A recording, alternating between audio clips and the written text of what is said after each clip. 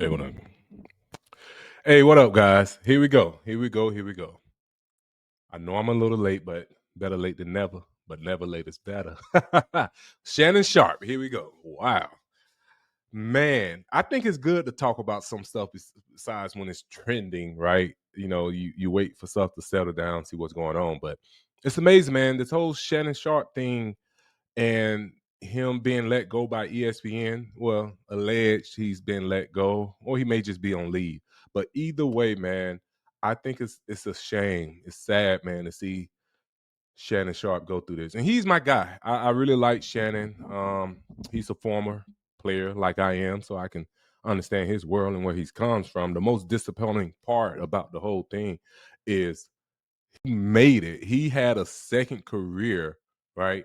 And made a second career the pinnacle of success of what you would want to do. He was making way more money doing the broadcasting than what he made in his career, his NFL career. So see what he's going through is sad. But let's dig into it a little bit. And I give you my opinion of what I think, and just how not judgmental, but more so how the world works, man, and how life goes and what we've been through. But let's break it down, man. Me and Shannon Sharp got a little bit of the same background. We both played in the NFL. Um, but instead of just saying you're an NFL football player, it's things we go through to bring us to awareness of life, situations, how to stay safe, how not to get sued, um, things to look out for. So with that being said, like let's start first. Like right when I got drafted, they had it mandatory that all draft picks had to go to a thing called a rookie symposium.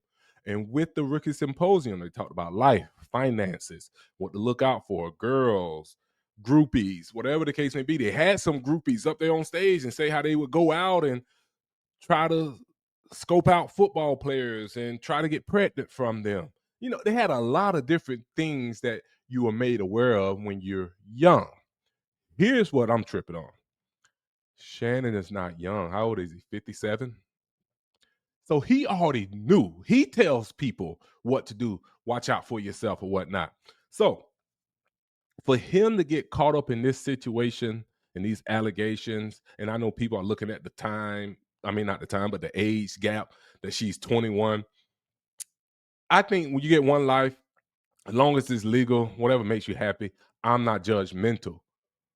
But I think sometimes guys get above themselves or get beyond themselves and start doing more than what you're supposed to do. And I think at this rate or this time frame, Shannon he's a man, and he also a stand-up guy in the aspect of taking accountability. And I don't know where it's coming from, but he knows, like, bro, I was playing with fire on this. Like, let's look at the whole situation. And the only thing that I will say that I've seen over the years with success and people getting successful and getting a lot of money, because the guy had $100 million on the table. I don't know if the ink was dry. He already signed it. I don't know if he has violated some term in the contract of him getting the money. I don't know if he got some of the money, have to pay it back. But I do know this, and I know my guy Asante said this on his podcast, is that you notice little things. First, he's not on ESPN no more. That's obvious. But go look at Club Shay on I'm sorry, not Club Shay. I haven't even seen an episode of Club Shay since this happened. But he still has Nightcap with him and Ocho Cinco. And I noticed this because Asante said on his podcast, all of the endorsements and marketing things are gone, right? The Boost Mobile, the signs in the background. So it's almost like he went 10 steps back. And that is tough, man. And I don't even know how much money his shows bring on, but I know when you in that limelight, you got all this success and you got all this support, it make things a lot easier. Not saying that he can't be successful doing it, but he was in a great sweet spot. And sometimes when you as much as is required, as much as desired, much is required. So sometimes when you get to that level, you got to know, like, this ain't right. And I will say this without passing judgment. Watching Shannon as he went and grew, and I'm a fan of Shannon. I even watched him on with Skip Bayless on their show they had on Fox. or FS1. He was unique because he was himself. And I don't think Shannon put on a show. I think he's a country boy that's really himself at all times. But my mom always told me, don't do too much, right? Saying like, watch out for yourself, right? Be a good guy, have core values. And I think sometimes it was cool when Shannon, he created his image and he created his whole narrative of, he had the black and mild. That was kind of edgy, right? Having the black and mild in the mouth and that yak on deck, that was kind of the drink, the yak. And, you could tell, it ruffled some feathers a little bit when he used to do it, but it was accepted. Unc just being Unc, right? He became a household name with the black and mild and, acting funny. It was cool. Then he got more traction, got bigger, right?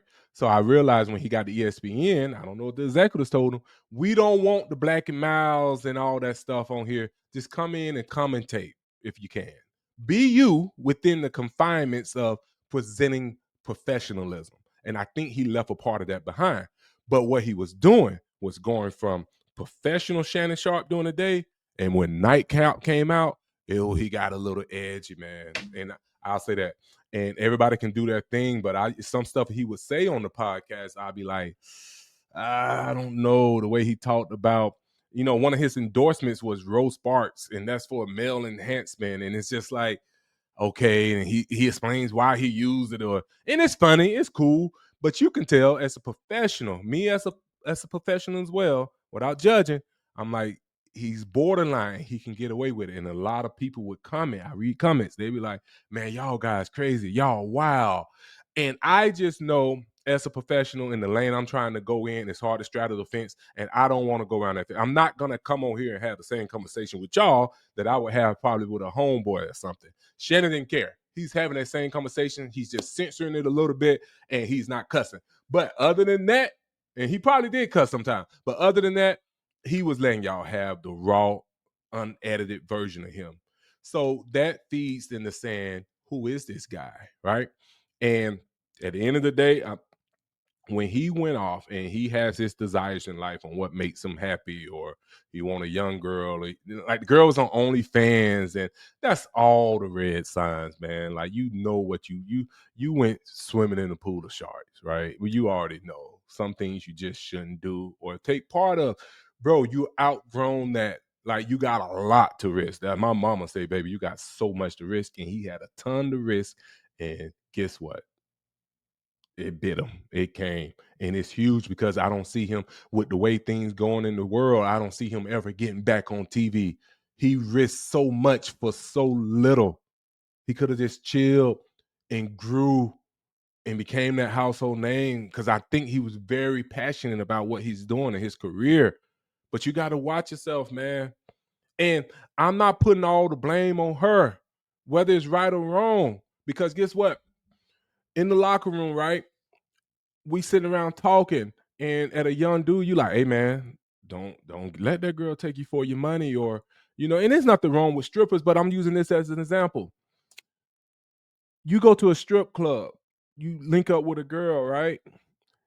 It's no way you can complain if you got to get put on child support and pay $20,000 a month and be like, they set me up. Bro, you walked in the strip club. You feel what I'm saying? So y'all get what I'm saying. Like, Shannon, bro, you went on OnlyFans. You got this girl, this young girl. You having fun, doing whatever you do. It's no way you want people to feel sorry for you like you didn't know what you was doing. And if we was in the locker room like now, we'd be like, man, hey, he can do what he want to do, but dog, he got cased up, bro. Shannon should have knew better.